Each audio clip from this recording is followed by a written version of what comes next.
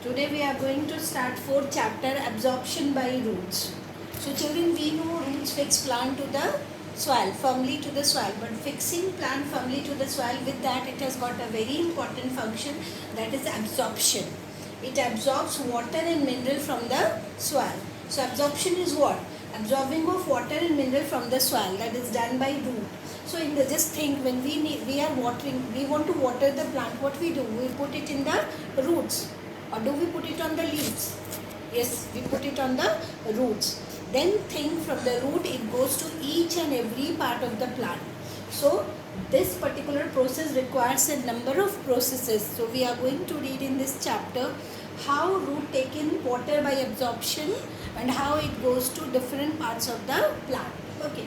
So first of all, let's know what is the need for absorption. What is the need for taking water and mineral by the plants? So we know that this cell sap, or we can say protoplasm, okay, that is cytoplasm, protoplasm, that is cytoplasm plus plasma membrane. We know it is made up, protoplasm is made up of water, yes. So water is needed for this. Apart from this, plant need water for all these functions. It need water for photosynthesis, it need water for transpiration, it need water for transportation. Like in our body, what happens? The transporting fluid is blood, but in case of plant it is water. So it need water for transportation, it needs water for mechanical stiffness. Stiffness means, you think of a plant which is, you have not watered it for some days, what will happen? The leaves will droop, even the stem will droop if it is a very small plant. So water is needed for mechanical stiffness. So these are the reasons why absorption is important. Now we know root absorbs water. So what are the characteristics, or you can say adaptation or characteristics of root for absorption? What are the special characteristics of root that it absorbs water so well? So first of all, it is enormous surface area. You just pluck a very small plant and you see how many root and rootlets it is having. You will see a small, very small plant, it will have a number of rootlets. And these rootlets, again, they will have a number of root hairs. Okay, if you just break it and join it end to end, you will see your whole home will be covered, whole house will be covered. So even a very small plant, it is having a enormous surface, the roots are having enormous surface area which can absorb water very well. The second thing is, cell sap of the root hair is at a higher concentration than the surrounding water. So first of all, let's know what is root hair. We have seen, as I told you, if you will see root, it will have a number of rootlets, and rootlets, they are having small outgrowth. These small outgrowths are called root hair. So root hairs are actually what? It is the outgrowth of epidermis. If you remember cell tissue chapter which we have read, for animals or humans, the outermost layer is called epithelial cell. But for plants, whether it is root, it is shoot, it is whatever, the outermost layer is called epidermal layer. Okay.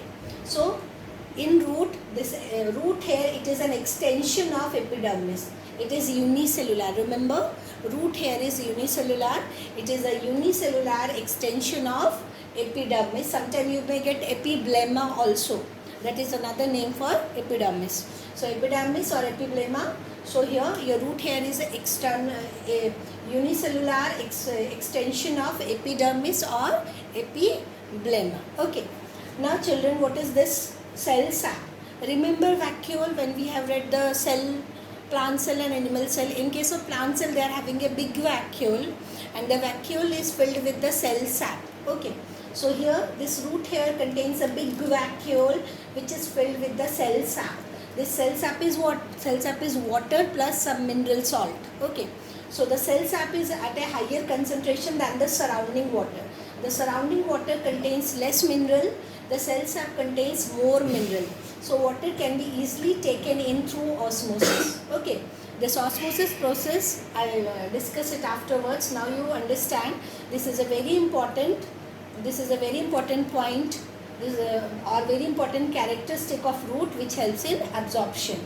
The cell sap of a root hair is at a higher concentration than the surrounding water, and because of this higher concentration, water from surrounding water goes inside through osmosis. Okay, and the last one is root hairs have very thin cell wall. The cell wall, and here I have drawn a diagram, cell wall, cell membrane, and a big vacuole. So the cell wall of root hair, it is very thin, which helps in absorption. Okay, so these are three characteristics of roots which help in absorption: enormous surface area for absorption, taking in water, cell sap at a higher concentration, cell sap of the root hair at a higher concentration. Root hair, they are having thin cell wall. Okay, now we know the characteristic of root. Now we'll come to the process for conduction of water, or we can say the process for absorption of water also we can say absorption and conduction we can add. So there are so many processes with the help of which water is absorbed by the root and it is conducted to each and every part of the plant. So first we'll know about the processes one by one, and then we'll go in the real absorption, how it happens. Okay. So the first process named imbibition. Okay, now what is this imbibition? You must have seen, if you put a seed in water, what happens? It swells up. Its seed coat becomes soft and you can easily remove it. So this is because of imbibition. So imbibition is the process where living or the dead seeds or living or the dead plant parts, living or the dead plant cell absorbs water by surface attraction. Okay, this surface attraction is the key word. Don't forget to write this, otherwise you will not get marks. So imbibition is the process by which living or the dead plant cell absorbs water by surface attraction. Surface attraction means when you are putting it in that particular thing, when they are in contact, then it imbibes water. Like we are taking a bowl of water, another bowl we put seeds. Another we have kept the seed, the dry seed. Will it imbibe? Will it swell? No. But if you put it here, it will swell, it will imbibe, and it will germinate also. Okay. You must have seen wooden door. It's very difficult to open and close wooden door in rainy season because wood is also cellulose. Imbibition takes place only with some of the substances which are hydrophilic. Hydrophilic means water loving. So the cellulose and protein which are part of your plant cells or all the cells, cellulose for the plant cell and protein for all the cell. These cellulose and protein, they are water loving, they take in water.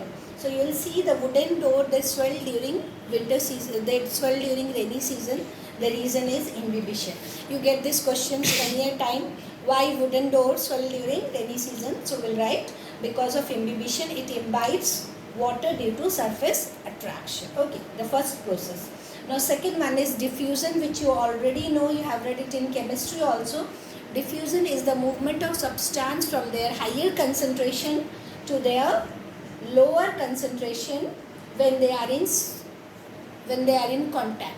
Substance here include, we know solid don't diffuse. The liquid will diffuse, gases will diffuse, and a solute in a solvent. Solute in a solvent means you are putting water. Think you have taken a beaker, okay, and in that beaker you have taken water. Now one side you put some dye, because dye you can see the color, or you can put potassium permanganate. Okay, so after some time you will see, we know potassium permanganate is purple in color. So initially we will see the area around this potassium permanganate, it will become purple, and slowly we'll see it will diffuse to every part of the water, and slowly the whole solution will turn pink. The reason it is turning pink is due to diffusion. The potassium permanganate, it is moving from its higher concentration to its lower concentration when both the things are in direct contact.